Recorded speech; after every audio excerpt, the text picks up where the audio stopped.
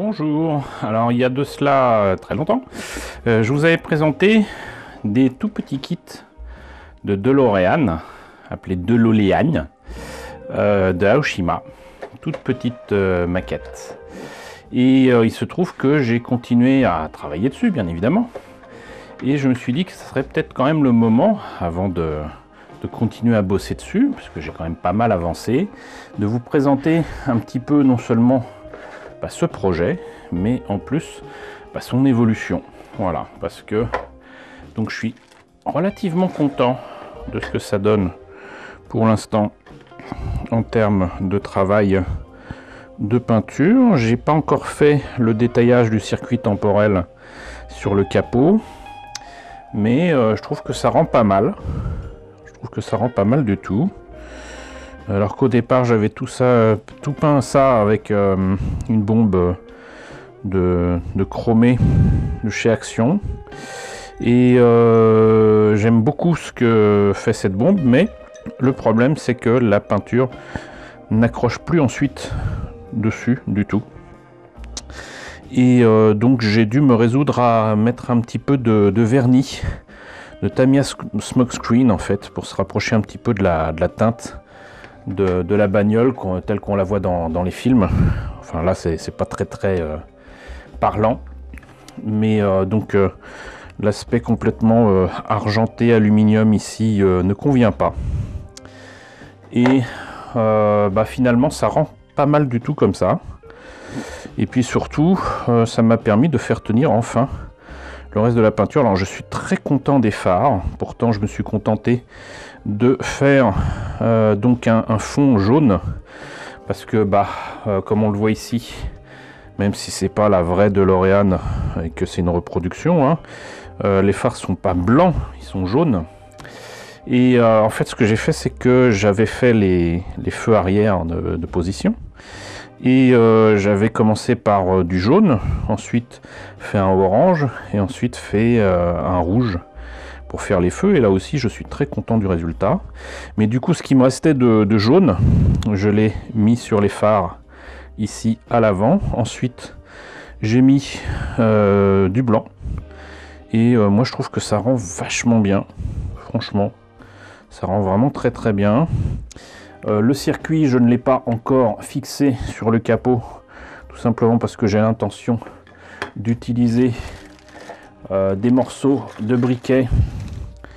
Ça je vous en ai déjà parlé à l'occasion du TIE Interceptor, donc des petits ressorts, des machins, mais j'ai pris aussi donc des fils électriques qui viennent de briquets électroniques, on va dire. Et j'ai pris des morceaux de grappe aussi pour faire les lampes dans les vieux circuits électroniques, dans les vieilles télé, les vieilles radios, et des lampes à galène qui n'apparaissent pas là. Donc je vais en mettre à droite, à gauche. Je vais pas me prendre la tête à faire quelque chose d'exact par rapport à ce qu'on peut trouver comme référence sur le net ou même dans le film. Du moment que ça ressemble à cette image là, moi ça me conviendra. Et vous voyez que là donc j'ai mis aussi, je pense pas l'avoir collé, voilà, Monsieur Mr Fusion. Voilà, ça pareil je le collerai plus tard, parce qu'en fait j'ai l'intention de rajouter des fils ici et là, mais je suis quand même très content du résultat. Et la raison pour laquelle j'ai relancé ce projet, qui était en attente depuis un petit bout de temps, c'est parce que je suis retombé sur un jouet que j'ai trouvé à la ressourcerie. Et il s'agissait de ceci, qui paye pas de mine, très clairement. Le dessin est ultra moche, et ça s'appelle le train Royal Blue. Et je me suis dit, tiens, en fait on est quand même assez proche, c'est pas ça, mais assez proche de ce qu'on voit là. Et même s'il manque 4 roues à la loco, il me semble que j'en ai un autre au pire. Et de toute façon, je n'ai pas l'intention de faire cette maquette sur le côté. On pourra éventuellement voir sur le côté, mais c'est pas bien grave. J'ai aussi le reste des wagons, s'il le faut, mais le truc c'est que j'ai envie de faire un diorama qui correspondrait à ce qu'on voit là, et qui serait donc en perspective forcée, avec la DeLorean sur une voie ferrée, et le train derrière. Et là, ça suffirait largement. Là, c'est trop petit, très clairement. On voit que c'est un jouet. Mais comme ça, et avec des détails ajoutés ici et là, ça peut le faire. Le seul truc qui me désole un peu, c'est que c'est un circuit qui est fonctionnel. Il fonctionne, il peut aller en avant, il peut aller en arrière. Alors c'est rigolo parce qu'ils ont mis la lumière là, donc où se fait la vapeur, pour ce train à vapeur, alors qu'en fait la lumière devrait être ici. Donc de toute façon j'utiliserai pas ce circuit, et donc vous voyez que c'était quand même fonctionnel, et ça aurait pu être rigolo, mais le problème c'est de, si vous prenez les rails qui sont avec, alors c'est adapté à la taille de cet engin, voilà, mettez ça là-dessus, mais c'est pas adapté du tout à la DeLorean. Et surtout je soupçonne que ça, donc du coup, vu la cabine de la loco, c'est effectivement pratiquement à la même échelle, pour pas dire à la même échelle que la DeLorean, mais la taille des rails, c'est pas ça, pas ça du tout, c'est même plus petit. Je crois que les rails d'un train ou un 87, donc échelle H0, HO. Et voilà, c'est la raison pour laquelle je tenais à vous présenter ça avant que ça évolue, parce que ça va évoluer, je pense, assez vite, sachant que bien évidemment, une fois que j'aurai fait les détails ici et là, mis des fils de cuivre ici et là, je vais mettre les roues qui correspondent donc aux roues de chemin de fer. Je ne vais pas utiliser ces pneus pour que ça roule en pullback, hein, je ne sais plus comment on appelle ça en français, friction peut-être. Donc ça sera pas utilisé. Ce qui posera problème d'ailleurs, parce que du coup il va me manquer un truc comme ça, mais ça c'est simple, hein, je vais prendre tout simplement quelque chose d'autre. Ça peut très bien être un cure-dent, comme ça peut être un autre morceau de ferraille comme ici, hein, du moment que c'est le même diamètre. Et je pense que vous le comprenez une fois que ça sera terminé, le détaillage ici, la peinture. En tout cas la DeLorean sera finie, donc déjà ça je pourrais vous le présenter très simplement, mais surtout après il y aura juste à déterminer comment faire le support de diorama. Je pense que carré ça pourrait être pas mal. Rappelez peut-être aussi l'aspect western avec des morceaux d'écorce, etc. Ça peut être sympa aussi, mais c'était quand même relativement plat là où ils mettent le train pour conduire la DeLorean vers le ravin. Donc on verra, mais en tout cas des sapins j'en ai plein, du flocage pour faire le sol, c'est pas ce qui manque, et même pour les rails en fait, comme c'est du plastique, il y a de fortes probabilités que je finisse par découper en fait les rails, et que je m'en serve quand même, parce que c'est comme c'est du plastique, ça va être facile à travailler. On verra. Sinon c'est profilé plastique, mais ça sera tout de suite un autre budget.